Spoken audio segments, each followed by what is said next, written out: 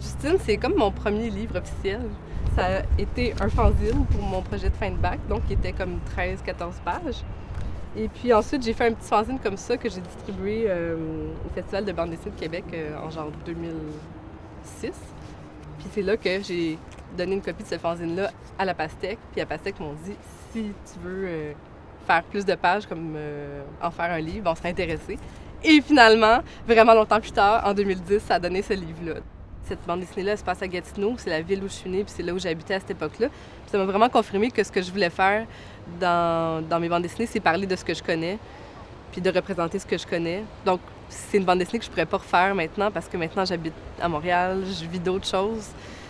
Puis bon, c'est quand même pas moi, Justine, mais c'est un personnage que j'ai inventé, mais le lieu où ça se déroule, c'est un lieu que je connais bien. Puis donc, c'est un peu ça que je veux faire dans mes bandes dessinées. C'est avec Justine que j'ai appris à faire ça. C'est l'histoire d'une fille un peu naïve qui déménage dans une ville où elle connaît personne.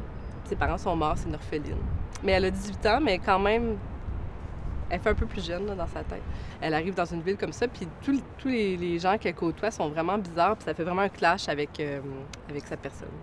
J'ai aussi choisi ce livre-là, je tiens à le dire, parce qu'il y a beaucoup de narration en voix off. Donc, Justine se parle beaucoup à elle-même. C'est comme si elle tenait un journal intime. Donc, elle se parle beaucoup à elle-même. Donc là, c'est la voix de Justine.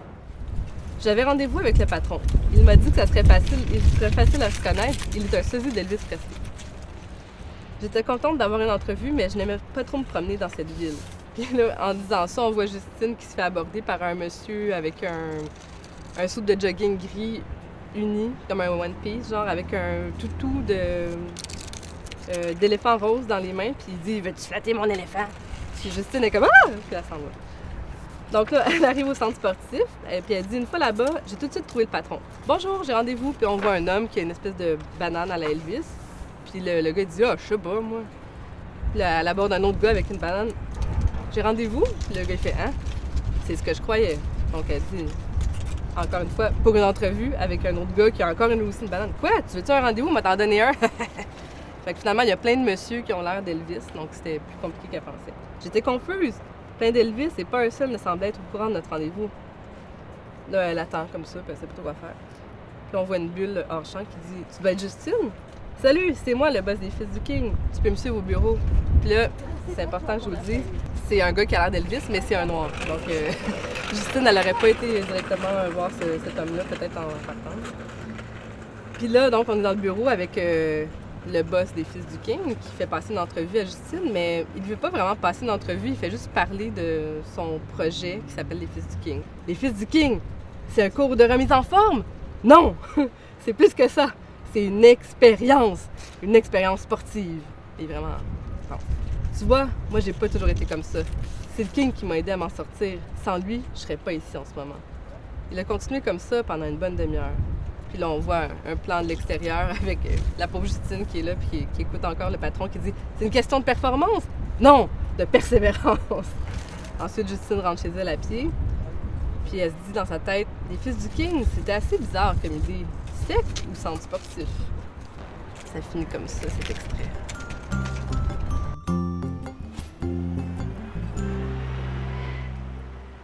Un autre extrait dans lequel on voit Justine qui s'apprêtait à rentrer dans la chambre de Manon, sa coloc handicapée en chaise roulante. Puis elle allait fouiller dans sa chambre, mais là, la sonnette de la porte sonne. Ding dong! Je savais très bien qui sonnait à la porte. Elle ouvre la porte, il y a un petit garçon roux. Allô? Salut Jérémy! Manon, elle veut que tu descendes la chercher. Elle a dit de te grouiller.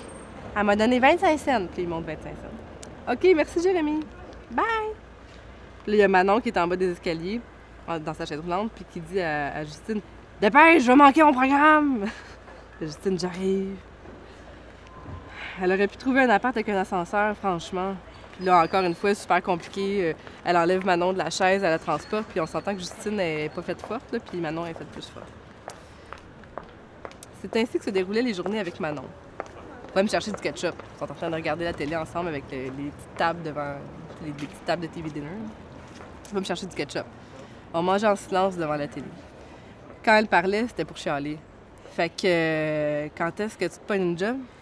Ben en fait, as-tu commencé à chercher au moins? Écoute, je sais que je paye pas ma part du loyer au complet, mais j'en fais beaucoup aussi. Je reste ici tout le temps pour toi. Hey, je te force pas. Puis en plus, il y a une part où sortir ici. Généralement, elle finissait par aller s'enfermer, puis j'allais me coucher. Puis là, Justine regarde une photo de ses parents morts.